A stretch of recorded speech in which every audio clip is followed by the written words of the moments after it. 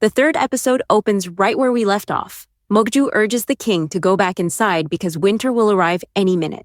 Ji-young is terrified people here stare at her in strange ways.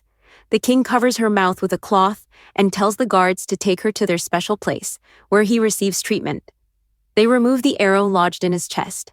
Mokju hides the arrow, which confirms that she may have had a hand in arranging the attack. The doctor says the king's bleeding was stopped just in time, otherwise things could have turned much worse. The king remembers that Ji-young was the one who stopped the bleeding. Mokju asks who did it, and the king says it was that new girl.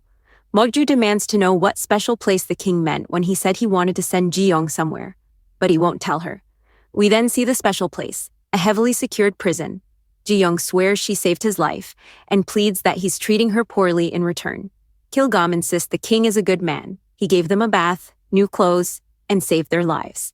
Mokju grows visibly upset and jealous. She figures out where the special place is and panics at the thought that if the king starts liking Ji-young, Mokju could be discarded. She tells her maid to find out everything about those girls, who they are, and where they came from. We cut to the palace kitchen, where Bong and Suk, the head chefs, order the cooks around and talk about the two mysterious women who appeared outside. Lady Kim, responsible for the royal household's food, arrives and tells grandmother about the two witches. Mokju grows more anxious. What if the king favors Ji-young? She worries she'll be thrown out. Sonji arrives, and Mokju asks why he didn't bring the governor's daughter, Myeon. Sonji says the king refused. Mokju demands to find Myeon's family, who have been ruined, and orders they be brought here immediately.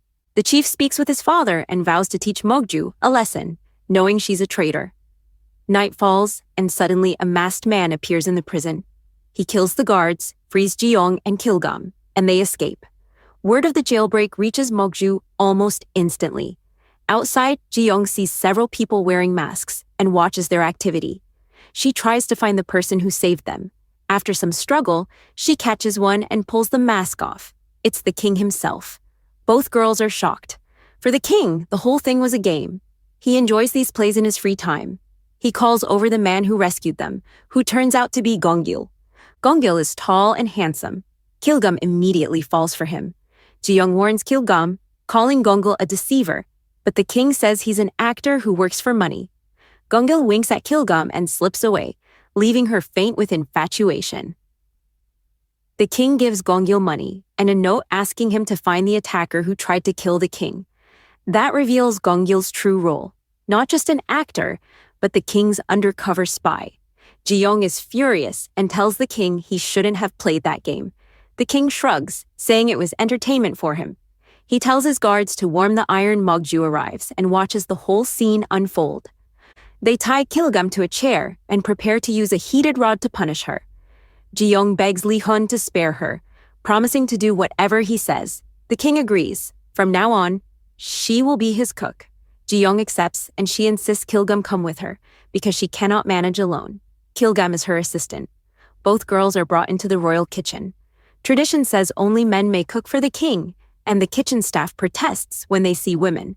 But the king's order cannot be defied, so the girls are given permission to cook. The chefs ask where Ji-young learned to cook. She replies that even if she told them, they wouldn't believe her. She starts to cook. The king had brought back venison from a hunt, the same meat we saw in the last episode, and Ji-young uses the techniques she learned when she won that French cooking competition. The news reaches grandmother and Mokju. Both are astonished. Soon the food is served to the king, who sits with his stomach on display, dressed in shabby clothes. Ji-young scolds him for his appearance, and after tasting the dish, the king is transported. The meal delights him like nothing else. He asks where she came from. Ji-young repeats the same answer she always has, that she came from the future. The king thinks she's mad and believes she's not yet sane. Mokju storms in, insisting the king let her in, but the guards refuse because the king had forbidden visitors.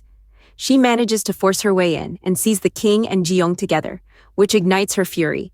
The king shouts at the commotion outside, telling them to be quiet. Mokju claims she brought something for the king, but the king instructs her to wait and bring it later and storms off. The king holds Ji-young's hand and tells her he has chosen her. Ji-young panics. She fears he has selected her to be his mistress. Before she can think further, Chief Song-ji appears and tells her he has a task. He wants her to spy on the king and report everything back to him. Ji-young refuses. If the king finds out, he will kill her. Song-ji explains that rumors say Mokju was chased away by the king and that Mokju is dangerous and might kill Ji-young if given the chance. He offers protection in exchange for her obedience. Ji-young reluctantly agrees, but asks for her bag. Song-ji doesn't understand what she means by bag, so Ji-young explains a small satchel worn at the hip, a handbag. Song-ji finally understands, but the bag is not easy to get. The king keeps it locked up in the palace. Mokju is furious and looking for ways to get Ji-young out. Her maid suggests using the palace chefs to harass Ji-young into running away.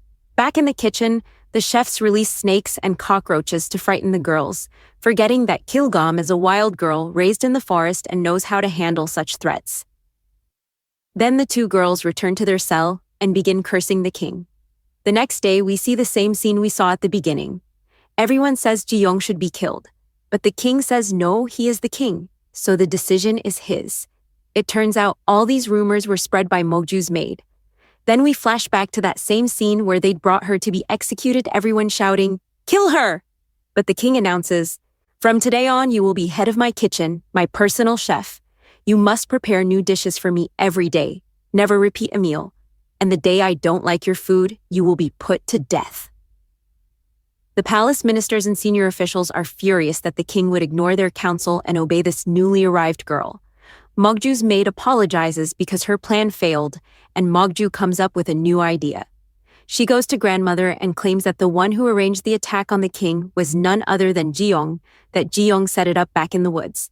The king already knows this. He told grandmother he'd keep it secret. Grandmother is stunned and declares she will hold a cooking contest. If the girl prepares bad food, both her hands will be cut off.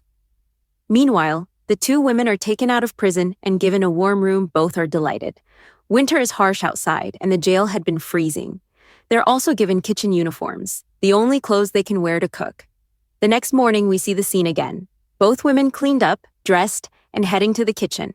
The staff are rude, refusing to let them cook. Ji-young says, "Look, I'm the head here. I didn't come to cook. I came to keep an eye on you all, because the king told me to do this." Hearing that, everyone grows fearful. If they mess up and Ji-young tells the king, they'll be killed. Lady Kim arrives and escorts Ji-young to meet grandmother. Mokju sits nearby. Grandmother announces that Ji-young will compete against the senior royal cook. If grandmother doesn't like Ji-young's food, Ji-young's hands will be cut off.